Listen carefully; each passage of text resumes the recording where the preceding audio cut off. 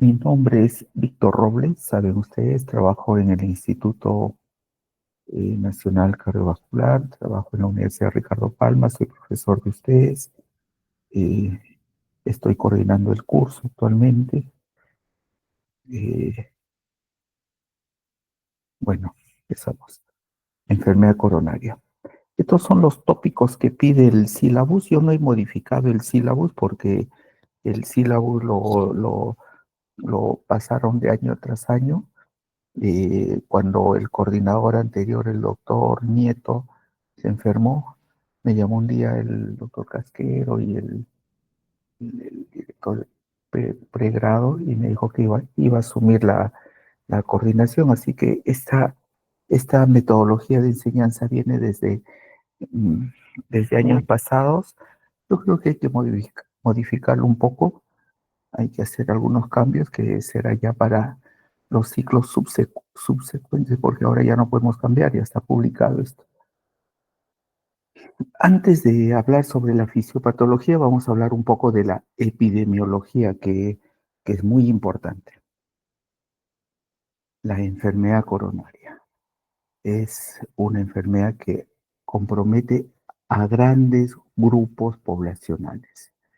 Es la enfermedad por la cual más muertes tenemos en el mundo. Y nosotros hacemos un análisis de la mortalidad global entre todas las patologías, la enfermedad coronaria es la que lidera.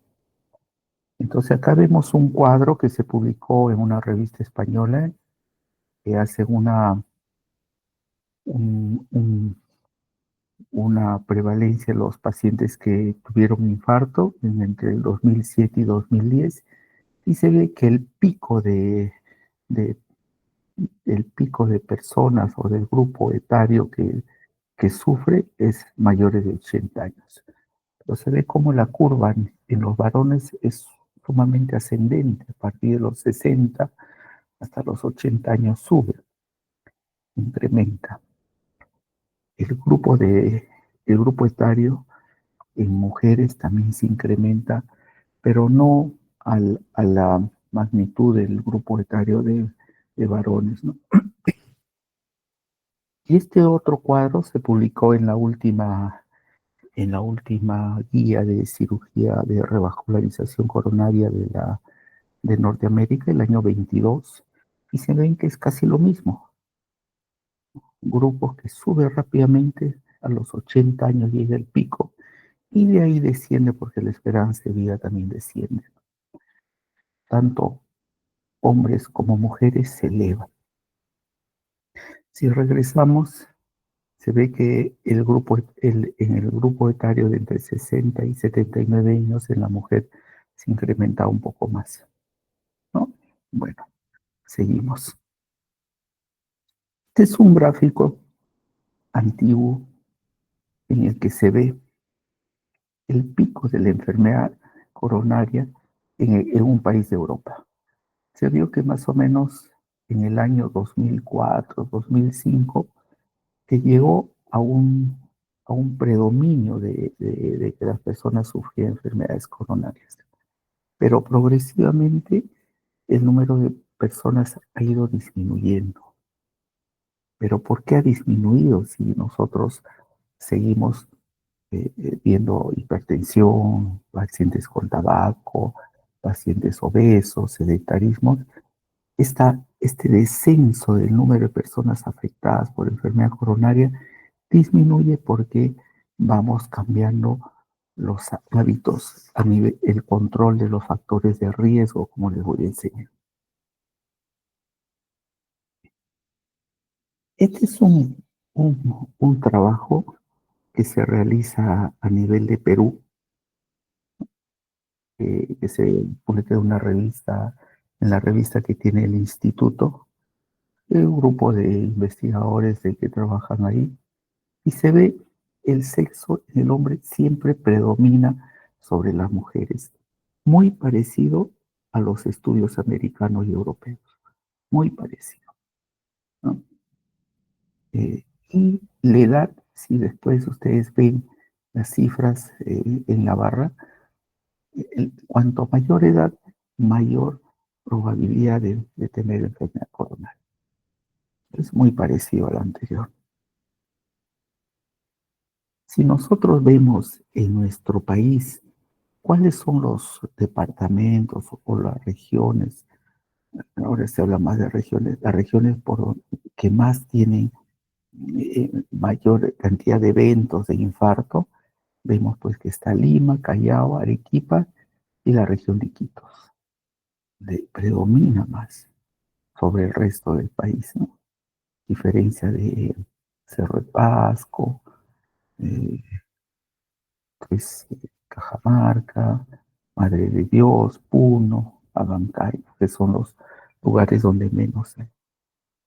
O será donde menos se ha diagnosticado también, porque puede ser que nosotros vemos una, un color más claro, donde menos personas han infartado, pero podría ser que los servicios de salud en estos lugares no tienen la facilidad de hacer un diagnóstico, ¿no? Entonces sale pues como si menos personas han infartado.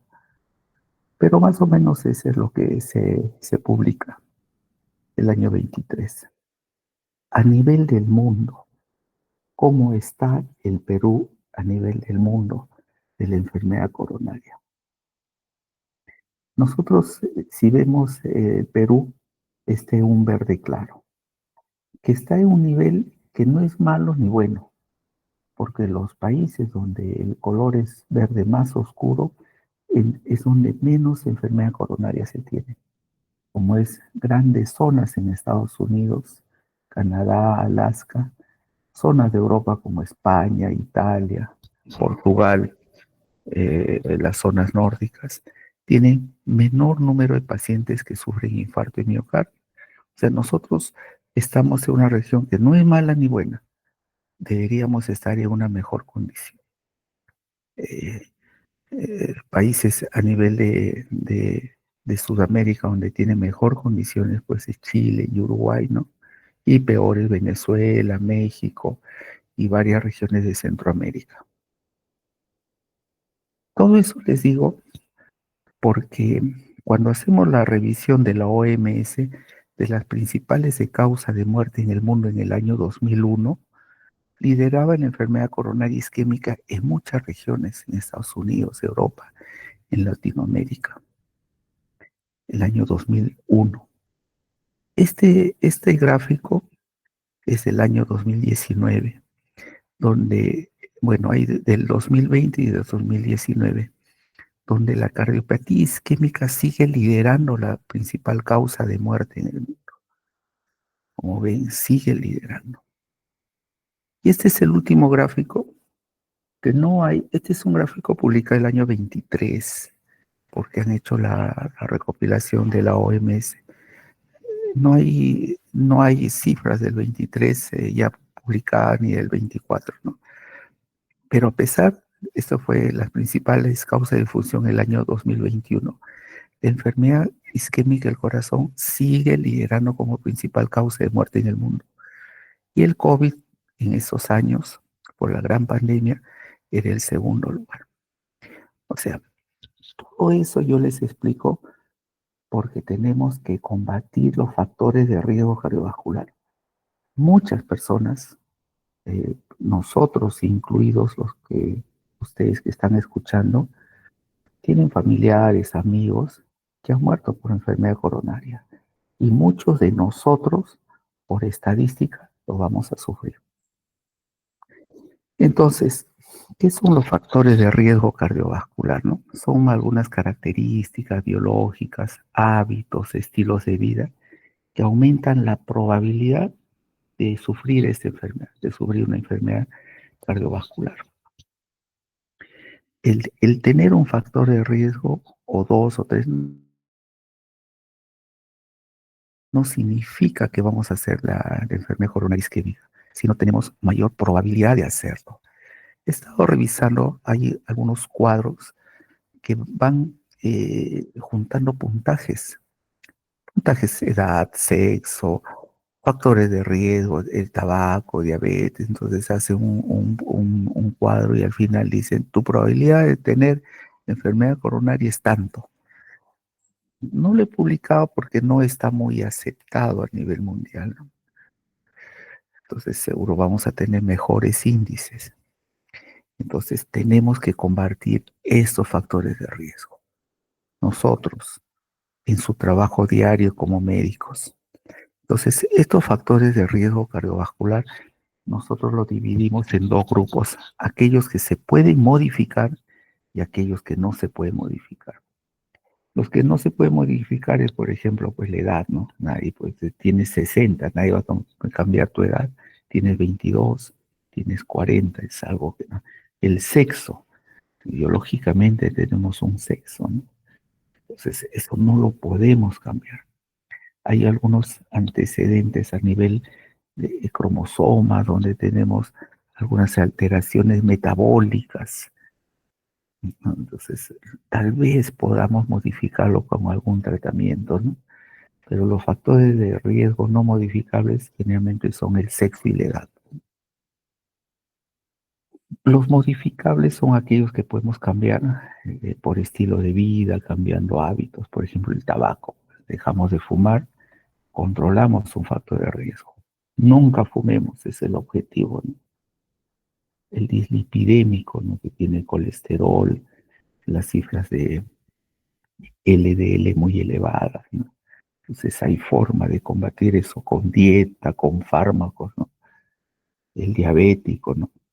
Haciendo actividad física, tomando fármacos, etcétera. El hipertenso.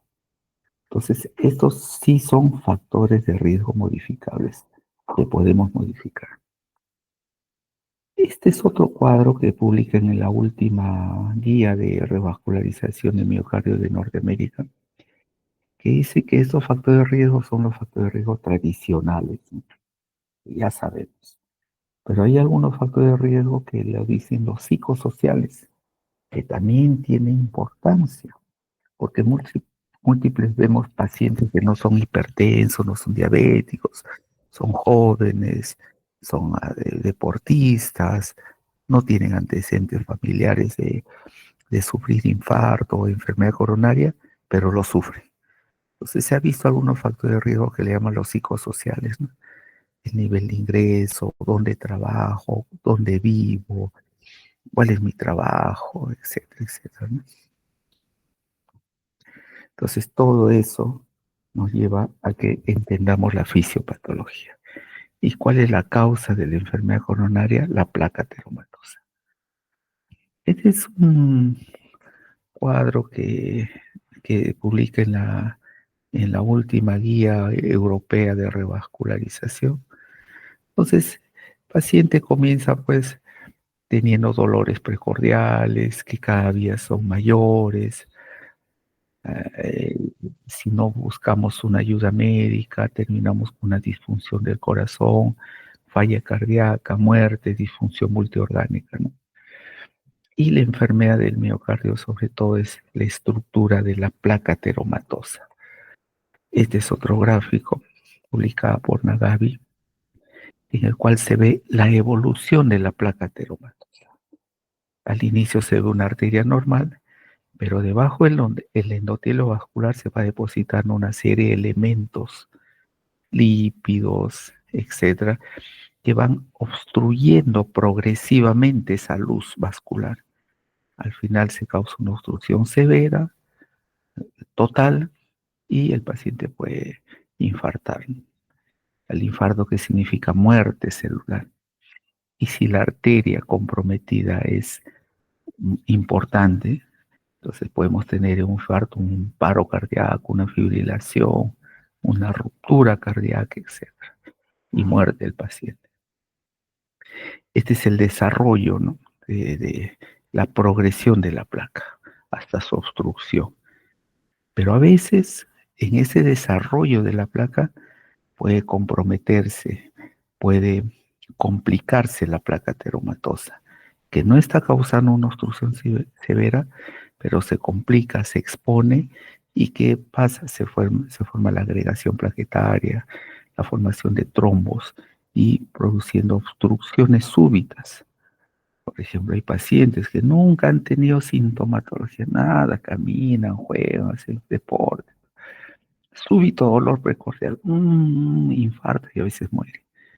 Una placa ateromatosa puede haberse complicado causando una obstrucción total y muerte del paciente.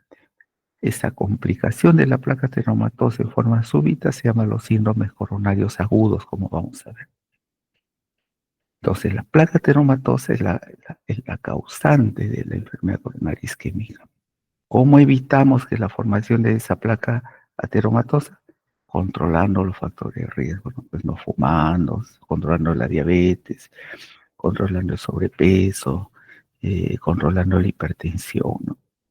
Factores de riesgo modificables, ¿no?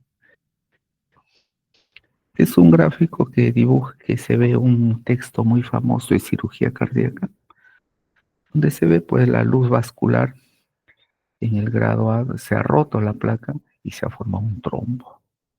En otro, en la vista del medio, se ha roto la placa, se ha formado un trombo, pero no ocluye totalmente la luz. Y en el otro sí se ve otra oclusión total de la luz. Es un gráfico de una revista española donde se ve, es un gráfico pues, ¿no? Donde se ve que debajo de la placa, debajo del endotelio, se forma la placa ateromatosa, donde está implicado macrófagos, músculo liso, etcétera, que ustedes saben mucho más que yo la fisiopatología de esto. Esta es la fisiopatología, ¿no? La placa se fractura, se abre, se libera una serie de componentes y se agrega al inicio, se forma una placa, digo, un trombo plaquetario, ¿no? Es una foto de histopatología de una revista española donde se ve en el lado A una oclusión crónica, severa. Vamos a ver a qué se le llama severidad de una oclusión en unos minutos. ¿Qué causa una angina estable? Ustedes también saben qué es una angina estable, ¿no?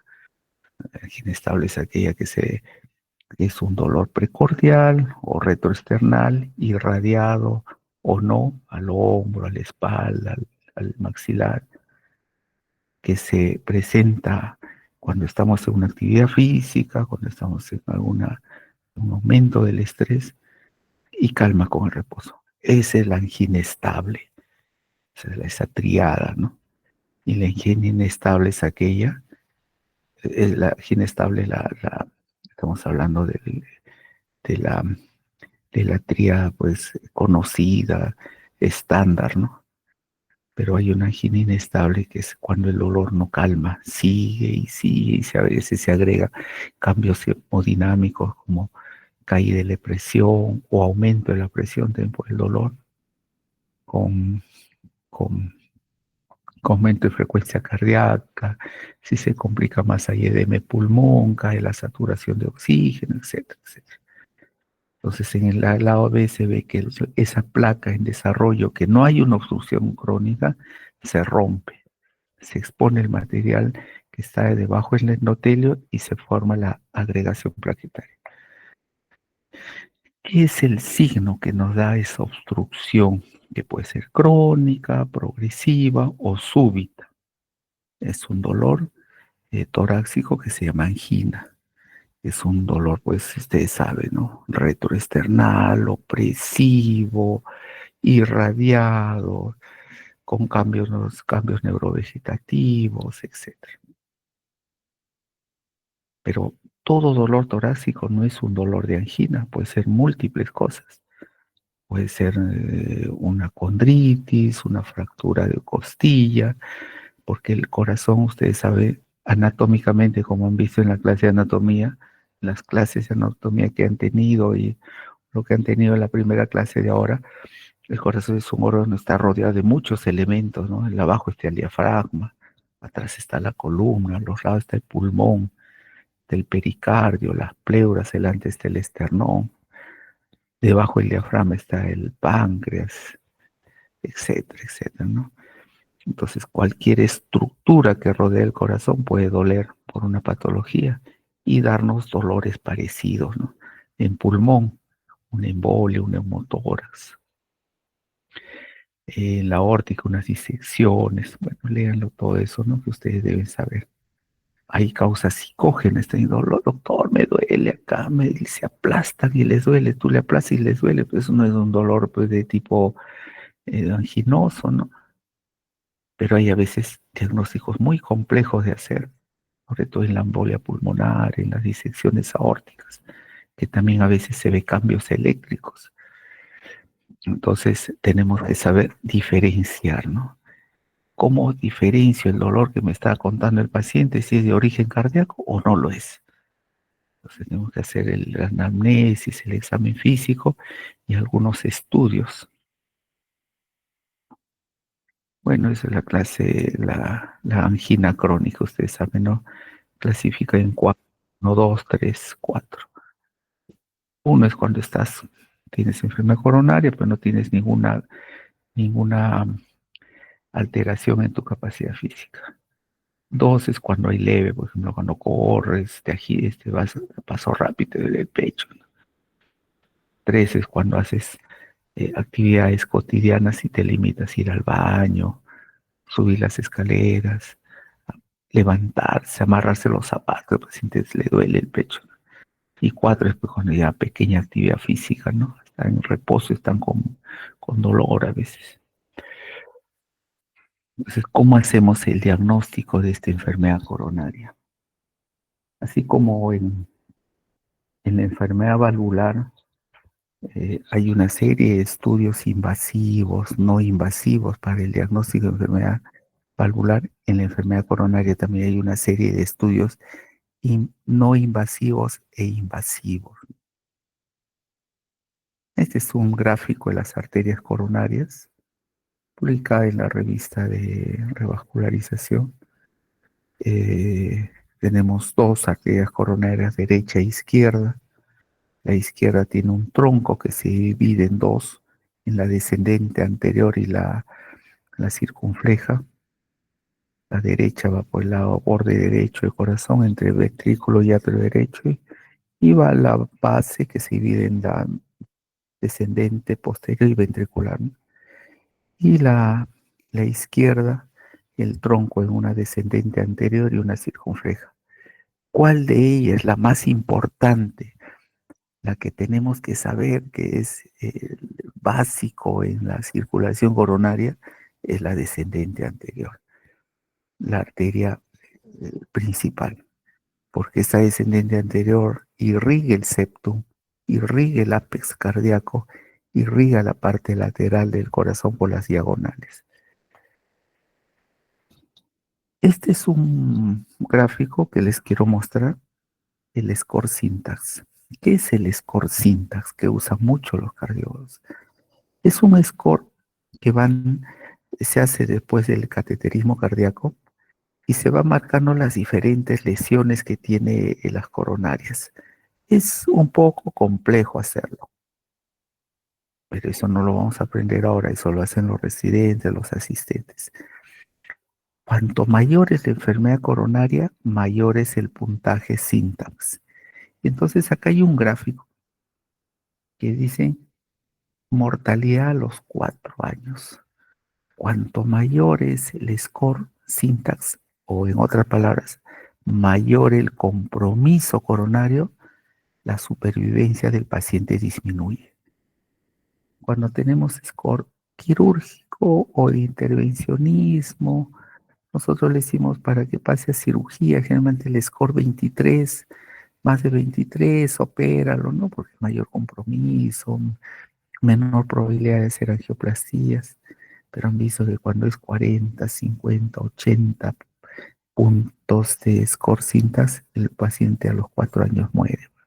Entonces tenemos que dar un tratamiento, tenemos que hacer un diagnóstico preciso. Entonces estos son los diferentes estudios que hay, los más comunes, los más usados, ¿no? Cuando nos llega un paciente a la emergencia o estamos en nuestro consultorio, muchos de ellos ser cardiólogos, internistas, ¿no? Les llega un paciente a su consulta, en clínica, en hospital, donde sea, me duele el corazón, ¿no? Entonces le examina, puede ser, tómate un electro. El electrocardiograma es el estudio primero que se hace. porque las ondas eléctricas reflejan una serie de alteraciones si hay alguna patología que se grafica. Entonces, el electrocardiograma, la plaquetora, las enzimas, la prueba de esfuerzo, que los voy a detallar rápido, la eco, la gamografía, la tomografía, la resonancia. Ay, espérense, ¿qué pasó? Allá. La angiotomografía son estudios no invasivos. ¿Por qué no son invasivos? Porque ningún medio, ningún catéter, ninguna sonda atraviesa el corazón, ¿no? Entonces lo hacemos pues, con una punción periférica, tomamos unas enzimas cardíacas, paramos al paciente, le tomamos una radiografía, le inyectamos un poco de contraste y tomamos una angiotomografía, ¿no? Pero no invadimos. Mientras que la angiografía coronaria, el cateterismo cardíaco, la medición de la reserva de flujo fraccional, sí son estudios invasivos. Y esto les preguntan, siempre preguntan en los exámenes, señale cuáles son las pruebas invasivas, etcétera, ¿no? ¿Qué vemos según electro? Alteraciones eléctricas. Ustedes saben y deben saber, sea la especialidad que sea, pues de leer por lo menos ondas básicas y un electro, no un pediatra. Hay niños que hacen angina, hay síndrome raro como el Alcapa, por ejemplo, ¿no? Y la de irrigación, una alteración en la irrigación de las coronarias. Un ginecólogo que opera a una señora, le pide un riesgo, uy, acá hay una onda invertida, ¿no? Lo hago ver con un cardiólogo, tener la idea. Hay unas ondas que nos dicen cuando hay angina, ¿no? El nivel ST, la elevación o la depresión, la onda T, la inversión, las ondas Q, que son infarto, trastornos del ritmo, taquicardias, fibrilaciones, etc. Una plaquetórax. La plaquetórax realmente no hace el diagnóstico de enfermedad coronaria, pero nos sirve como diagnóstico diferencial. Podemos tener una plaquetórax normal y que nos diferencia que no hay fracturas, no hay derrames, no hay neumonía, etc., ¿no? O vemos un corazón, una radiografía totalmente congestionada, ¿no? Por un edema de pulmón de un infarto. En marcadores miocárdicos como las enzimas, podemos ver si es negativo, bien, ¿no? Si está positivo, paciente infartado, ¿no? Podemos ver cuándo infartado. Cuando no tenemos una evidencia y queremos reproducir el dolor, ¿qué hacemos? El paciente dice, doctor, cuando camino me duele, cuando subo escaleras me duele el pecho, me falta el aire. Le semejamos un estudio, ¿no? Hacemos la ergometría, que es una prueba de esfuerzo que tiene una velocidad, una elevación en la faja por donde camina, y se toma un electro, una presión, y se va monitorizando, ¿no? La ergometría. Y reproducimos el dolor que el paciente dice tener. Paciente que tú llega a un consultorio y tomamos un electro y sale normal. Me dice, doctor, cuando camino es que me molesta, ¿no? Una prueba de esfuerzo. Pero ¿qué pasaría si este paciente no puede caminar porque no tiene un pie? Y él cuando usa los bastones le duele. O es muy obeso, ¿no? Doctor, camino 2 cuadras, me duele. Pero usted es muy gordito, sí, pero me duele el pecho, doctor. O es una ancianita que no puede caminar bien. Entonces hay otras pruebas que podemos reproducir, como es la ecografía con dopamina, dobutamina, que estimulamos la contractibilidad cardíaca y podemos ver si hay alteraciones eléctricas, alteraciones de motilidad. La ecografía también nos sirve para eso, para ver anatomía y función del corazón. Y es el principal estudio para ver válvulas, como han visto ustedes. La gamografía para ver zonas de isquemia, zonas de infarto, zonas normales de perfusión. Entonces, cuando el músculo cardíaco en su totalidad es más de un 10%, después van a ver eso, se supone que es un músculo que esté en riesgo de infartar, entonces hay que hacer algo para evitar eso. Es igual,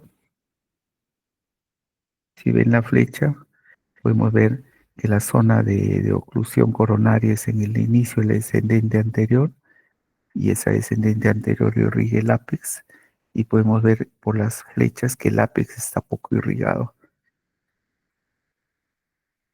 El PET emite positrones con perfusión de amonio, el metabolismo de la glucosa es mucho mejor que el uso de material radioactivo como es la gammagrafía, ¿no? Son más sensibles para ver zonas de perfusión, zonas de isquemia, zonas de infarto también. Resonancia cardíaca. Para el diagnóstico de enfermedad coronaria no es buena. Aún no, algún día seguro. Es más para ver función del ventrículo, zonas de infarto, por ejemplo, zonas de fibrosis miocárdica, etc. La angiotomografía. Esto sí es un estudio muy bueno. Por la angiotomografía podemos ver cómo se ve en el gráfico las coronarias. Se ve cómo están y se ve por ahí le hace se llama el score de calcio también para ver qué tan calcificadas están las coronarias. Y se puede ver hasta obstrucciones, se puede ver eh, recanalizaciones, etcétera, por un estudio de angiotomografía, ¿no? Y algunos pacientes se hacen estudios de angiotomografía para ver si sus coronarias están bien, antes de someterse a pruebas invasivas como es el cateterismo cardíaco. Este sí es una prueba invasiva. Eh, Medir la presión pre y post obstrucción. Si tenemos una obstrucción coronaria y podemos medir la presión antes de la obstrucción y después de la obstrucción. Y si la calle la presión es más de 0,8 es positivo. Esa es la reserva de flujo coronario fraccionada. Sí se puede hacer. Pero hay que invadir el corazón, meter un catéter a la coronaria llega, etcétera, y ¿no? Entonces invadimos. Pero este es el principal estudio de diagnóstico de la enfermedad coronaria, no solo como diagnóstico, sino también como tratamiento, porque por medio de una coronariografía, estamos dibujando las coronarias por cateterismo cardíaco, dibujamos, diagnosticamos y podemos hacer procedimientos como la angioplastía para liberar esas obstrucciones que tenemos. Muy bien, entonces estamos viendo los dos últimos son estudios invasivos. Tratamiento médico, yo casi retiro estas láminas porque ustedes saben más de tratamiento médico que yo, porque ustedes son los cardiólogos, he tenido clases de ellos, saben que se hace un tratamiento médico, ¿no? Los, Tenemos que, si el paciente sufre una angina estable, pues evitar que lo que le causa el dolor, ¿no? Control de los factores de riesgo, es tabaco, debe dejar de fumar, si es dislipidémico, que tome su atorvastatina, si es hipertenso, que controle la presión, etcétera, etcétera, ¿no? Bajar de peso, aumento de la actividad física, ¿no? El tratamiento farmacológico, pues los antiagregantes, los vasodilatadores, los beta bloqueantes, ¿no? Ustedes saben eso más. Y si es una angina inestable, el paciente está con dolor, echarlo, darle oxígeno, calmarle el dolor, el uso de vasodilatadores sistémicos como la nitroglicerina, el uso de beta bloqueantes sistémicos, el uso de antiagregantes, etc. Y si infarta, el tratamiento médico es la trombolisis por arteplase, estreptoquinase, etc. No todo dolor cardíaco es enfermedad coronaria, ¿no? Puede haber, por ejemplo, un golpe en el corazón. Y en el golpe del corazón ha disecado una arteria coronaria, traumatismo, a dar dolor. Puede hasta infartar si la disección ha ocluido un vaso. Hay vasoespasmo, por ejemplo, en frío, ¿no? Fríos extremos, congelamiento de las personas. Cuando la persona no está habituada a una actividad física y lo sometemos a una actividad muy intensa, la necesidad de oxígeno del músculo cardíaco no está muy bien aportada porque no tenemos esa capacidad, duele el pecho, ¿no? Ese es un gráfico para que ustedes vean que toda angina no es enfermedad coronaria. Síndromes coronarios agudos, eso es lo que les dije en un inicio, ¿no? La placa en su desarrollo puede fracturarse y ocluir súbitamente esa coronaria, dando dolor, dando una angina inestable. Y pues, muere el paciente, muere súbito. El paciente está, pero si él nunca fumaba, era deportista, sí, pues, o sea, que tuvo una placa en desarrollo, se fracturó. Una pena, ¿no? Se pierden vidas. O quedan lesionados, puede fibrilar, lo recuperan, hizo hipoxia cerebral y tienes una persona que en un momento era muy activo, está todo lesionado. O hace un gran infarto entre insuficiencia cardíaca, ni puede caminar, las piernas hinchadas. Bueno, este es un gráfico, tiene la revista española de cardiología, donde se ve pues la enfermedad coronaria, ¿no? En su desarrollo la placa se fractura, se produce la rotura, agregación plaquetaria y da el inicio al síndrome coronario agudo. Si el trombo ocluye totalmente la luz, se llama el síndrome coronario agudo con elevación del ST, del segmento ST. Y el paciente infarta con elevación del ST. Pero si no ocluye totalmente, da el síndrome coronario agudo sin elevación del ST, ¿no? La angina inestable o infarta sin elevación del ST. Estas son las guías que les digo. Continuamente, siendo la enfermedad coronaria una enfermedad que es ya un problema de salud pública, porque hay grandes poblaciones que sufren y mueren, como han visto ustedes, la principal causa de muerte en el mundo, se van actualizando las guías. Esta guía, la americana, la última publicada fue el año 2021, más o menos por septiembre, en el cual define, esto quiero que lo tengan presente, ¿a qué le llama una obstrucción coronaria severa? Si cualquier vaso coronario que tenga una obstrucción más de un 70% se denomina severa. Cualquiera, la descendente anterior, la diagonal, la marginal, etcétera, cualquiera. A excepción del tronco. ¿Y qué es el tronco? Como les enseñé en este gráfico, se avanza bastante. El tronco es antes de la división, la salida de la coronaria izquierda, del óseo de la coronaria izquierda, ese segmento antes de la división entre descendente anterior y circunfleja se llama el tronco de la coronaria izquierda. Cuando el tronco está obstruido mayor a un 50%, disculpe, se denomina severa. Lo demás 70. Y este 70 se puede también relacionar con obstrucciones en otros lugares, por ejemplo, en carótidas. Más de 70, severa. Arteria ilíaca, más de 70, severa. Arteria poplítea, más severa. Pero el tronco de la coronaria izquierda, la obstrucción severa es cuando es mayor a un 50%. Mm. El año pasado, más o menos por julio, creo que me hubiera gustado ir en Escocia. Se presentó la guía actualizada de,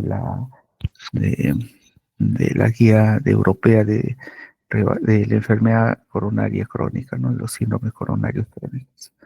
Actualizaba conceptos. Continuamente se van a actualizar. Entre la 21, que es de la americana, y la 24, que es la europea, en esos 3 años se actualizaron conceptos. Estamos hablando de la enfermedad crónica, ¿no? Crónica. El año 23, los europeos publicaron la guía del manejo de la enfermedad, los síndromes coronarios agudos que les he explicado ahora.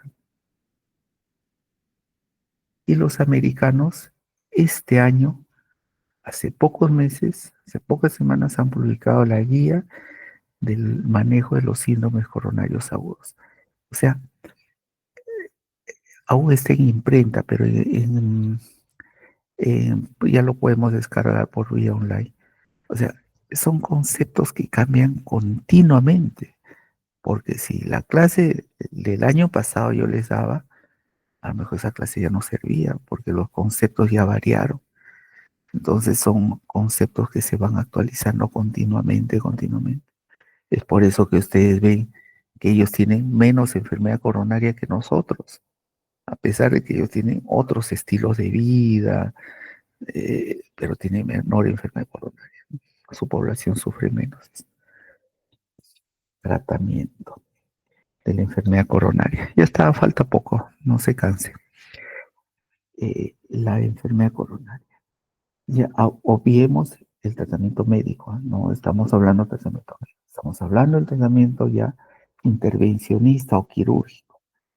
Cuando un paciente tiene enfermedad coronaria severa, mayor de un 70% en cualquier vaso o mayor de un 50% en el tronco, esa enfermedad coronaria está comprometiendo la estabilidad del corazón de la persona, hay que darle tratamiento. Hay dos estrategias de revascularización que le llaman. Esta es por ejemplo, la guía anterior de revascularización coronaria de los europeos fue el año 18. Han demorado 6 años en actualizar su guía. Entonces, ICP es el intervencionismo coronario percutáneo y CAP le llaman a la revascularización de miocardio.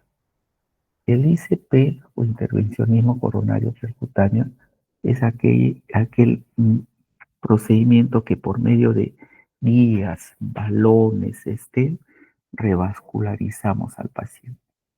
O sea, no necesitamos una esternotomía, una canulación, entrar en circulación extracorpórea, no. Por medio de guías, de catéteres, sondas, balones de angioplastia, hacemos el tratamiento de estos pacientes.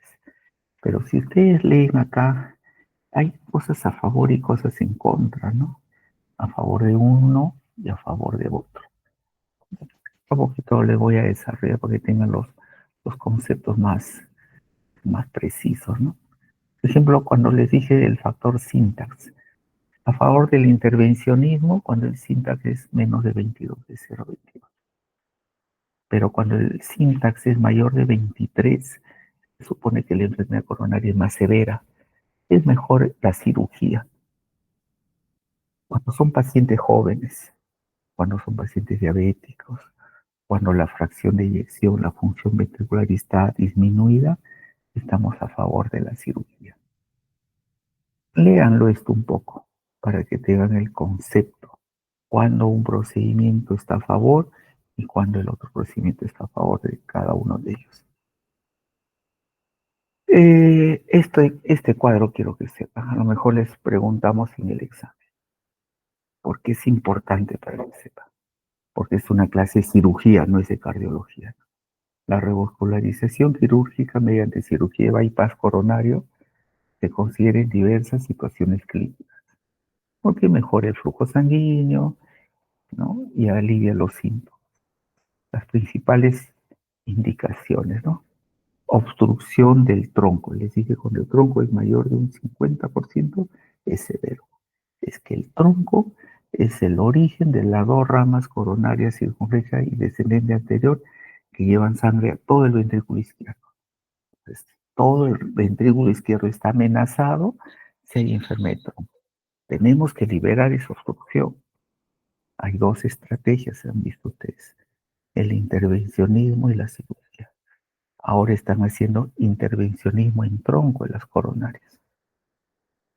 Cuando la enfermedad es de múltiples vasos, por ejemplo, tenemos la circunfleja con sus ramos marginales afectados, tenemos la descendente anterior afectada, la coronaria derecha afectada, 2 o 3 arterias importantes necesitamos hacer una estrategia de revascularización, principalmente quirúrgica.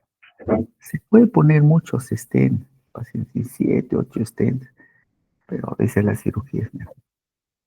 El alivio, la, el futuro de un paciente quirúrgico es mejor que el stent.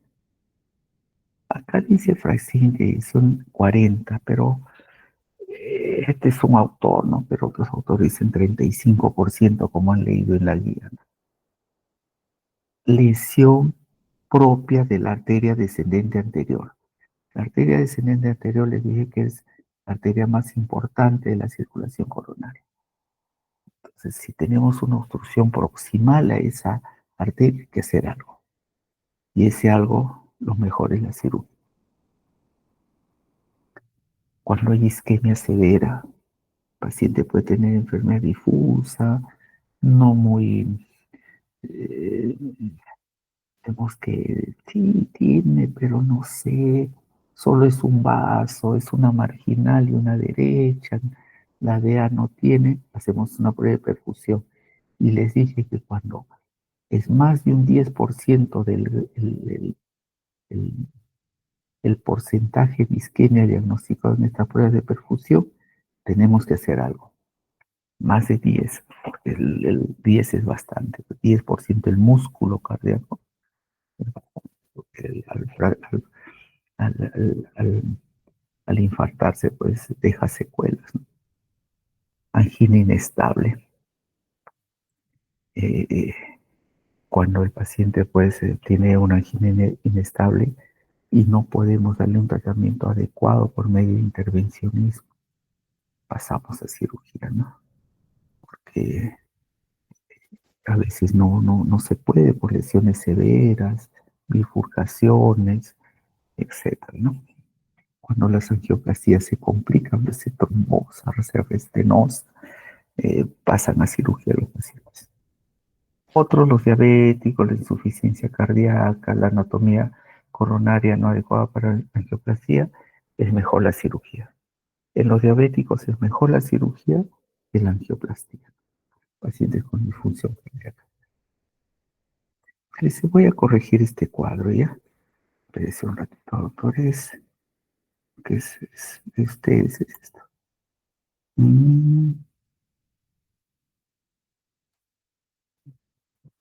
Hemos avanzado bastante. Eso ya estamos por terminar, ¿no?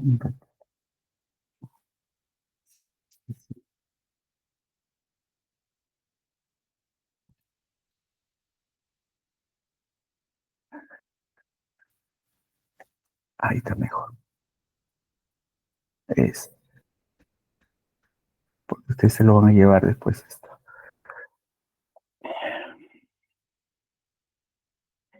Eh, Cuando hacemos revascularización miocárdica, hay un equipo que es el heart team o el equipo corazón, que sus compañeros que han rotado en el instituto ven que todo paciente, los que han rotado en revalidatis que hace más cirugía coronaria, se ve que todo paciente que va a cirugía coronaria tiene que ser visto por un cardiólogo y hacer una junta médica. Los cardiólogos hacen una junta médica, los cirujanos hacen una junta médica y dicen, no va a intervencionismo, va a cirugía.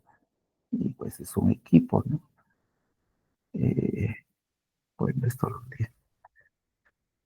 Cuando hacemos, cuando el paciente esté en un cuadro agudo, de un síndrome coronario agudo, con o sin elevación del ST, ¿cuál es el mejor tratamiento de las estrategias de revascularización? Es el intervencionismo. Es mejor, como acá se muestra en el lado verde. Primario, intervencionismo coronario percutáneo, salvo que por el tipo de lesiones el paciente no pueda ir a cirugía. Cuando el paciente esté en un síndrome coronario agudo, va rápidamente a un estudio hemodinámico de cateterismo cardíaco y se encuentra la arteria que es culpable del procedimiento o de la afectación. Puede ser una marginal, puede ser la descendente anterior, puede ser la coronaria derecha y se le hace una angioplastía. Si va bien todo, acabó todo, se acabó el procedimiento, el paciente se estabiliza rápidamente. Pero si no va bien o no se puede hacer y el paciente sigue inestable, como segunda opción recién es la cirugía. Los pacientes inestables estamos hablando. Todo el cuadro es para decir que cuanto más pronto trabajemos, es menor, es mejor. Cuando el paciente está en una situación de cronicidad, ahí sí tenemos que ver las dos alternativas. Si es lesión de un solo vaso, si es un paciente estable, con buena función, puede ir intervencionismo. Pero si es diabético, la función cardíaca está disminuida, enfermedad de múltiples vasos, va a cirugía. Entonces, el concepto cuándo ir a un lado o otro lado es un poco difuso, como ustedes están viendo, ¿no? En agudo, definitivamente, primero es intervencionismo.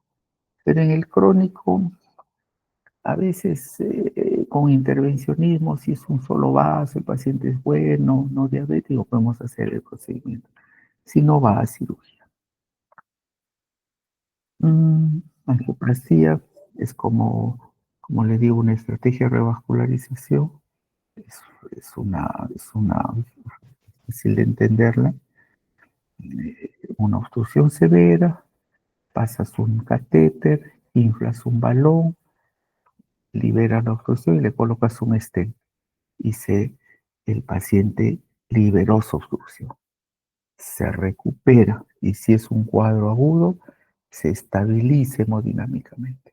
Y si es un cuadro crónico, un solo vaso, si el paciente liberó su angina. Guía, balón, stent. Como uno de sus compañeros con los que van a rotar al INJOR, a veces entramos en hemodinámica y ven cómo se aperturan las arterias rápidamente. Es un procedimiento de media hora, 20 minutos, demora la apertura de una arteria, a diferencia de la cirugía que demora horas. Catéter, una guía, un balón y un stent. Se ve una obstrucción severa de la circunfleja. Pasan la guía, insuflan el balón y se abrió la circunfleja y vi con el ramo marginal. Se liberó el paciente rápidamente. Y yo creo, doctores, que el futuro de la cirugía coronaria o de la revascularización coronaria es esto, no la cirugía. Hace el año 67, el primer bypass coronario lo hizo un médico que se llama Favaloro. Lo hizo en Cleveland, puso la vena safena a la coronaria derecha. De ahí fue el boom de la cirugía cardíaca. Millones de pacientes se han operado, pero cada día el número de pacientes que se someten a cirugía cardíaca está disminuyendo por esto, por los stents. Porque el stent, ¿cuál es el problema? Que tiende a ocluirse. Pero cada vez aparecen nuevas generaciones de stent que tienen drogas dentro del stent, que son stent absorbibles, bioabsorbibles, etc. Y la obstrucción desaparece. Y cada día menos pacientes estamos operando de coronarias. Por eso la confusión en estos momentos, ¿no? ¿Qué paciente va a coronaria, pecho abierto? ¿Qué paciente pasa Porque el futuro es esto, doctores. El intervencionismo, el cada día ser menos agresivo con el paciente. Tratamiento quirúrgico. Que les hable un poquito, ¿no? Favaloro, argentino, en Cleveland puso el primer puente, pero en Rusia, Kolesov ya había hecho la primera revascularización con arteria mamaria sobre la descendente anterior, sin bomba el hombre. Cosió, pero sus estudios no se supieron muchos años por la cortina de hierro que había antiguamente. Eh, ya. ¿Cuál es el mejor injerto? Que eso también les voy a hablar. El mejor injerto vascular a utilizar es la arteria mamaria interna. Es el mejor injerto. ¿Por qué? Porque se ha visto que la mamaria, cuando usamos como injerto quirúrgico dura mucho. Su patencia es de muchos, muchos años. La arteria mamaria como tal casi no se enferma de enfermedad ateromatosa por el tipo de paredes que tiene, por el tipo de flujo que tiene. Ahorita voy a ampliar eso. Entonces, cuando hacemos cirugía cardíaca, tenemos que buscar hemoinjertos, o sea, injertos por donde pasan sangre. Hay dos tipos de hemoinjertos o conductos vasculares, los arteriales y venosos. Acuérdense eso, porque a veces se les pregunta en el examen. Los arteriales y venosos. El injerto venoso, el único que existe, es la vena safena. No hay otro. La vena safena interna, o safena mayor o safena magna, ¿no? Que nacen por el tobillo, pasa pegado al tibia, el muslo y llega a la unión safeno-femoral de la arteria femoral profunda. No, femoral común. Ese es el único injerto safeno. Facilidad de extracción, pero su problema es que su patencia, 10 años, casi está cerrada. 15 años se ocluye, se enferma el vaso, se fibrosa y se llena de ateromas. Y los otros hemoinjertos, los más usados, es la arteria mamaria, que les dije que es la más importante, y la arteria radial. ¿Por qué se usan injertos arteriales? Porque su patencia es mayor. Si hacemos cirugía a un paciente de 40 años, por ejemplo, y ponemos pura vena, los 50, 55, está cerrado todo. Nuevamente reoperarlo, un problema. Si ponemos injertos arteriales, esos injertos arteriales pueden estar 20 años, 30 años patentes. Siempre con cuidado del paciente. Tienes 40 años, a los 70 va a tener permeables sus mamarias. Entonces, o su arteria radial, ¿no? Eso le voy a indicar una forma de extracción de la vena, un gráfico de la vena safena. Extraes un conducto tubular recto que sirve para varios puentes. La arteria radial está entre los músculos flexores de la mano. Hay que tener cuidado de los nervios y se extrae en su totalidad para hacer cirugía de revascularización. Este es un gráfico de un libro muy conocido de cirugía, donde se ve que se puede hacer injertos múltiples, ¿no? Las mamarias, se une a las radiales, etc. Bueno, eh, eh, acá está la permeabilidad de una vena safena. Entre quinto a décimo año, 50-60%. Si es joven, ponele vena, no es bueno. Mejor arterias. La arteria radial, 90% en 5 años, y más o menos llega a 80-85% a 10 años. Este es otro gráfico de la revista española, donde se ve los injertos que se utilizan para la revascularización. Los injertos venosos, saben ustedes que las venas safenas, y los dos injertos arteriales, que es la radial y la arteria mamaria, los dos. Ahora, cuando hablamos de injertos arteriales, podemos usar otras arterias, pero no es muy factible, muy práctico usar, ¿no? Se usa la gastroepiploica, la arteria esplénica, la arteria escapular, la arteria, la que va entre los rectos, eh, epigástrica, creo que podemos usar.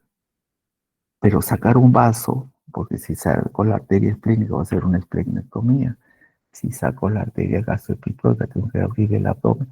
No es muy práctico, nomás es un teórico. En la práctica clínica del día a día se utiliza más la arteria mamaria y la arteria radial, como injertos arteriales y como injertos venosos la vena safena. Entra a circulación extracorpórea, la máquina Se conecta unos tubos a una máquina, el corazón se detiene en diástole por la cardioplegia y se hace todos los puentes que queremos. Este es un gráfico propio de nosotros, del instituto o de nuestras cirugías. Canulación, entrada a circulación extracorpórea, cómo se hacen los puentes, la parte quirúrgica. Es una boca longitudinal el córtex, es una boca el cual se une término lateral. Hay un dispositivo que se llama el octopus, que sirve para hacer cirugía con corazón latiendo. El corazón está latiendo y estamos poniendo puentes. ¿Por qué? Porque los vasos son epicárdicos, están encima. Se usaba mucho antes, pero actualmente ya no se usa porque se ha visto que causa revascularizaciones incompletas y, y a veces duran poco. Mm, hace La semana pasada hice una cirugía coronaria sin bomba, con corazón latiendo. Le dije reciente que me lo filme para presentarles a ustedes, pero al final le filmó mal, no se ve nada. Es una foto de un estabilizador, fotos de puentes que se pone sobre corazón de nosotros, tantos tubitos que vemos para conectar el corazón a la máquina, hacer cirugía, la máquina corazón-pulmón donde va la sangre, donde se oxigena y le da flujo, como han visto algunos de sus compañeros. Estas son unas fotos de lo que nosotros trabajamos al día a día. Por ejemplo, ahora que me venía, están haciendo una cirugía coronaria con puentes radiales, todo, ¿no? Eh, esta semana, esta semana no opera coronaria, se opera a 2 pacientes, pero todos válvulas. Se pinta el trayecto de la vena safena, se coloca ahí, están preparando, ¿no? Los residentes, la enfermera, está estirando el brazo para sacar la arteria radial, ya se dibujó la vena, el paciente está, el cirujano está atrás poniéndose sus luces, se expone el trayecto de la arteria radial, está expuesto el trayecto de la vena safena, como ustedes ven, no está muy profundo, está más o menos 2 o 3 centímetros de profundidad la vena safena, se extrae íntegra. Ahí el cirujano, el doctor Bandi, que está sacando la arteria mamaria. Ahí yo les estoy enseñando para la foto la vena safena que sacamos.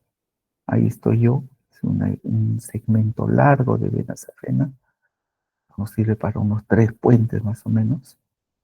Ahí está. Se está sacando la arteria mamaria, que es el principal injerto vascular, y más si es el lado izquierdo, porque las coronarias, el lado izquierdo del corazón está en levocardia, hacia la izquierda, la descendente anterior, la mamaria, cae directamente sobre la descendente anterior cuando se diseca. Como decía un cirujano antiguo, el doctor Arán decía, Dios ha creado la mamaria para ponerlo a la descendente anterior, decía él, porque era pues disecarlo y anastomosarlo, ¿no? La arteria mamaria, también llamada torácica interna, es la primera rama que desciende de la arteria subclavia, ¿no? Se sabe bien eso. Disecando, difícil, complejo a veces. Los recién en el penúltimo, último año están sacando sus mamarias. Es un injerto valioso que cuando lo malogras, pucha, da bronca. Que dices, malograste la mamaria, malograste el futuro del paciente, porque su cirugía depende a veces de estos injertos vasculares, su permeabilidad a largo plazo. Malograste la mamaria. ¿Qué vamos a poner? Una vena que le va a durar 10 años. Vamos a poner una radial que le va a dar 15, 20 años, una mamaria que dura 20, 30 años. Malogras el futuro de un paciente, a veces haciendo injertos no adecuados, ¿no? Está sacando la mamaria, como se ve el separador, que es una estructura retroesternal, sacando la arteria radial, No se ve bien por el color, de abajo está la arteria radial. Ya sacaron la arteria radial los residentes, están preparándola. Ahí está la muestra para la foto, segmento de 15 centímetros más o menos. Se cerró y no causa disfunción en el movimiento de la mano, porque sabemos que tenemos dos arterias, la radial y la cubital. Basta con uno para que llene los arcos palmares. Pero antes de sacar la arteria radial tenemos que estudiar la arteria, la cubital. Hay pruebas o lo hacemos nosotros estudios ecográficos, ¿no? Para ver la permeabilidad o patencia de la cubital. Corazón abierto. Ahí esa es una foto que le pedí que me tome. Estoy haciendo un injerto, anastomosando una arteria mamaria. Estoy bajándola ya y quedó. La arteria mamaria, rama de la subclavia, sobre la descendente anterior. El principal vaso coronario con el mejor injerto que tenemos. Eso es patencia de muchos años. La sobrevida, evitar reoperaciones, reinfarto, se libra con esa cirugía. Abajo, si ven hacia la parte media, se ve dos puentes venosos más que se le puso, ¿no? Paciente con tres puentes. Bueno, eso es todo, doctores. No sé si algo quisieran preguntar. No sé si hayan entendido alguna pregunta. Victoria, tú que eres la jefa de todos. Doctor, todo claro por ahora. Espero que esa claridad lo tengan en el examen también y no falle, pues la mitad no vas a estar atendiendo las clases. Bueno, ya pedí el aula de clases para el día sábado. El examen ya lo estamos elaborando. No va a ser un examen complejo, pero va a ser un examen en que se ve pues los puntos básicos, ¿no? Cada maestro, cada profesor envía sus preguntas, así que yo poco me meto en esas preguntas, ¿no? Solo de lo que yo les doy la clase. Mm, pues son temas amplios. Eso se podría ver en toda una semana, ¿no? Pero en una hora, hora y 10 que hemos hecho no se puede hablar. Pero muy bien, doctores, espero que algo haya quedado, sobre todo la importancia de saber esta patología que causa mucha muerte, la importancia del control de los factores de riesgo. No tenemos que fumar, no tenemos que ser obesos, ¿no? Y el manejo que hacemos, ¿no? El intervencionismo, que ya está cada día más y más, y la parte quirúrgica para los casos más complejos, que el intervencionismo aún no puede realizar. Bueno, gracias por la escucha. Ya nos conoceremos personalmente el sábado a las 8 de la mañana. Vayan a estudiar, doctores, cenen y pónganse a estudiar que ya se acerque el examen. En minutos estoy enviando